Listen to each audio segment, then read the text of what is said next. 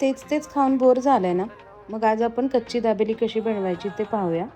ही recipe माझ्या मामींची आहे. एका कढईमध्ये बटर घ्यायचं आणि कच्ची दाबेली मसाला आणि गोड चटणी टाकून बटाट्याचे सर्व मिश्रण टाकून ते एकत्रित करून घ्यायचं आणि नंतर एक 5 मिनिटांनी ते सर्व प्लेटमध्ये काढून घ्यायचं. मग त्याच्यावरती डाळिंब, कोथिंबीर, थोडीशी बारीक शेव आणि शेंगदाण्यामध्ये तुम्ही मसाला पीनट्स वापरू शकता किंवा आपले जे खारे शेंगदाणे राहतात तेही वापरू शकता. आता दाबेली बनवण्यासाठी तुम्हाला पाव लागणार आहे आणि गोड चटणी. तर पावाच्या मधून काप करून घ्यायचा आणि गोड चटणी टाकून जे आपण मिश्रण तयार केलेले आहे बटाट्याचे ते त्याच्यावरती टाकून मध्ये शेव, शेंगदाणे किंवा डाळिंबाचे दाणे तुम्ही ॲड करू शकता. मस्त गरम तव्यावर बटर टाकून पाव खरपूस होईल एवढे भाजून घ्यायचे आणि झाली. अशा प्रकारे आपली कच्ची दाबेली तयार होते.